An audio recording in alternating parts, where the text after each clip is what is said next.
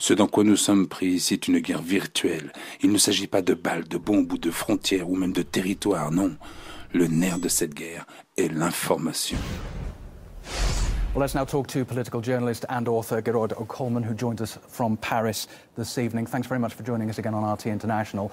You're in the French capital. What's the mood and atmosphere in the city right now? We're being told that there's a state of war and a state of emergency. We've had this before. We had this in January, and for several weeks we had non-stop sirens and non-stop chatter on the radio about the threat from radical Islam and terrorist groups and so on. And so we're having a kind of a replay of that, but it has been, I think, accentuated, and we're going to have an intensification of the media campaign, which is essentially a propaganda campaign to make people in France fear Muslims. We need to be clear about the origin of the war on terror. The war on terror is, I quote, orchestrated from abroad. These are the words François Hollande used to describe this terrorist attack. Well, the attacks that have been continuing to destroy Syria, to massacre its population, have also been orchestrated from abroad. They were orchestrated by NATO, and they've been carrying these attacks out against the civilian population of Syria for 4 years now. And this is a terrorist campaign that is also orchestrated from abroad. And people in Europe need to understand that there is a war that is becoming global, that is being waged against civilian populations in particular. It is a form of neo-imperialism and neo-colonialism which aims to divide and conquer European and Middle Eastern and African and the world's population, for that matter, and to make them submit to a global order that does not serve the interests of most of the people on this planet, but that does serve the interests of a very few ruling elite, a very small, tiny, and particularly tyrannical ruling elite.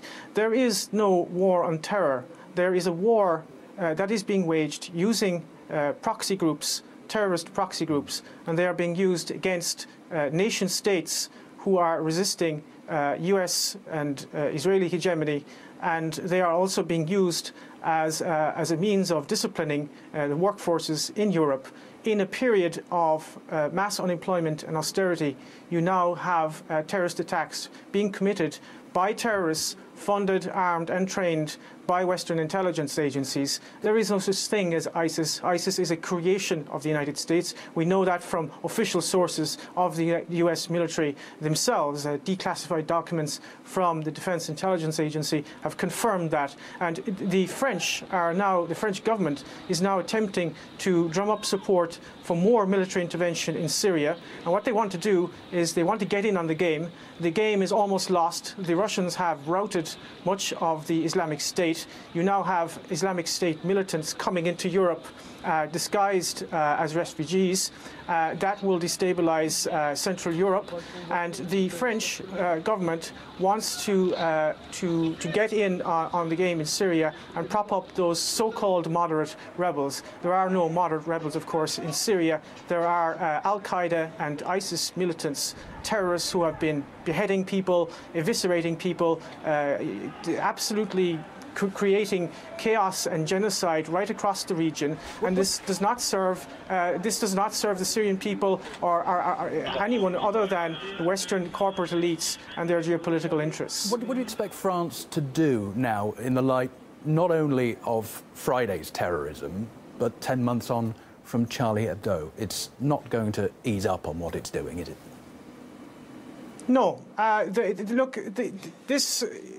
Much depends on how the French public will react. If they will, we are being bombarded now with a media propaganda campaign. There's this non-stop talk where we're told not to go out in the street. We're supposed to be fearful and keep quiet and so on.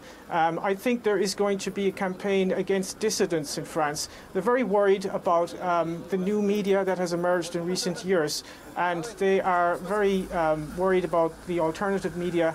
So I think there you will see, we saw this actually after the attacks in January, you will see a conflation of terrorism and dissidence. So one of the tools which the media, the mass media, uses to discredit any kind of rational questioning of the established order, and particularly the war on terrorism, is to deride those who would question the war on terrorism as conspiracy theorists. And I think you're going to see a crackdown on so-called conspiracy theorists and websites that actually publish rational and honest analysis of what is happening. So you're going to see more of that type of intellectual terrorism, which is already at a boiling point in France. I mean, it's got to the point now where you have professors in universities who are being intimidated. You have school teachers who are basically being fired for even suggesting that there may be a link between French imperialism and terrorism. There was one case recently, for example, of a school teacher who almost lost his job when he suggested there might be a link between French foreign policy and terrorism. So we are going through a period of deep intellectual terrorism. And of course, these random terrorist acts, which are a form of low-intensity civil war. I think that the current crisis, the refugee crisis, which is really a form of coercive engineered migration, because they could have easily been prevented, this form of coercive engineered migration is going to make this a lot worse, and it is going to create the conditions of civil war. It is a natural consequence, of course, of globalization, of financial capitalism. This is essentially what it leads to. I mean, it leads to a breakdown of society. And the only way in which they can kind of keep everybody down is by a policy of divide and conquer. So you're going to see a situation where you've got a very much a Wahhabized working class in France. They're being Wahhabized by the allies of the French political elite, the Saudis and the Qataris. They're building Wahhabite mosques all over the place. And that is going to Wahhabize the youth, and they're going to be then used as pawns, if you like, in much bigger geopolitical wars, proxy wars against Russia, proxy wars against Iran in the Middle East, and so on. And that is going to create massive social unrest. It's going to divide working people against each other. And the only people who are going to actually benefit from this are the war contractors, the military-industrial media intelligence complex. So in whatever way you look at this, I don't know who exactly committed this attack and this atrocity, but the real people who are responsible, whether directly or indirectly or consciously or unconsciously, is the French government, because they have been complicit in terrorism in the Middle East and all over Africa. And that needs to be understood. And if we don't understand that, this is going to continue and it's going to deteriorate. We will find ourselves in a situation under military law, martial law, if this continues. So it really needs to be analysed and understood. Well, I think there is sufficient evidence to suggest strongly, in fact, that the current crisis, I mean, the migration crisis is something that is ongoing, and there are different waves. You've got different waves coming up from Libya, you've got the ones coming up from Syria and up through the Balkans. But the current kind of refugee crisis, as it were, is what I would refer to as coercive engineered migration. This is a term used by Kelly Greenhill, a US academic, who wrote an interesting book on this, whereby she shows that migration can be used as a tool by one state to destabilize another state. In this case, it's definitely being used by the United States and Turkey to destabilize the Balkans, Mitteleuropa, which would be Hungary, and of course Germany. And the geostrategic reasons of this are basically go back to classical geopolitics, which is Halford Mackinder's theory of dividing the world island. That is to say, you divide the Eurasian Peninsula from the Baltic Sea to the Black Sea. You create an intermarium there so that you prevent German and Russian unity. Here, you're in a situation where the French government is totally subordinate to US dictates. This is a country that has been completely taken over by US imperialism, just as Germany. And France doesn't really have a foreign policy. It does whatever Washington tells.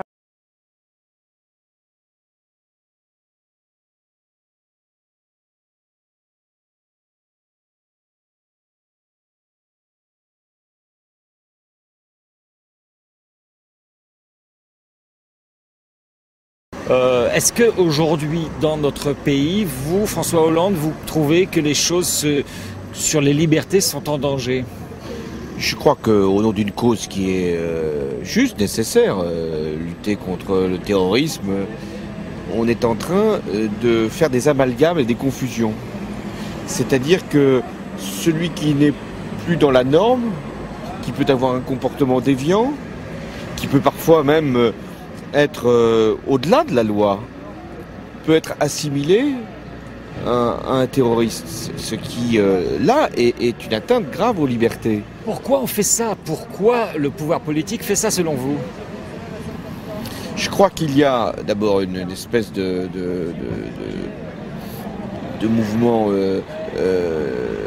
politique, c'est-à-dire de donner le sentiment qu'il y a une menace et que le pouvoir y répond. Donc il y a une intention politique qui est... Ils inventeraient la menace alors?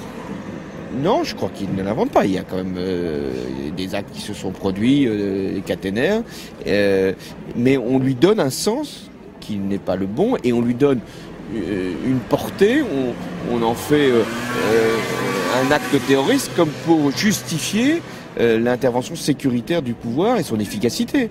Et puis deuxièmement, il y a une forme de dérive sécuritaire qui justifie des lois sans cesse plus répressives au nom d'une menace qui parfois est réelle et parfois, on le voit bien, est virtuelle, voire même inexistante.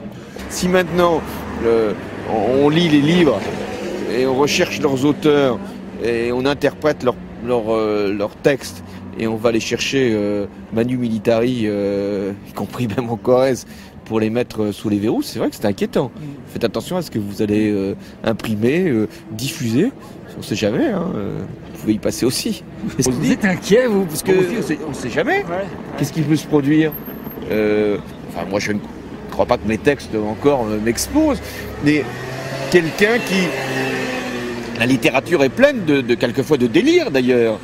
Mais on commence à lire ces textes, à supposer que cette fiction devienne peut-être une incitation au passage à l'acte, et qu'on peut se retrouver là comme ça, mis au fer. C'est vrai que c'est assez troublant. Hein? Vous avez l'air en forme, vous êtes souriant et puis vous êtes clair là, je trouve, ce soir. Je vous remercie, monsieur Hollande. Plus que pour le Parti Socialiste, c'est oui. À bientôt. Vous devez chercher vous-même la vérité. Ce dont ils ont peur, c'est de vous.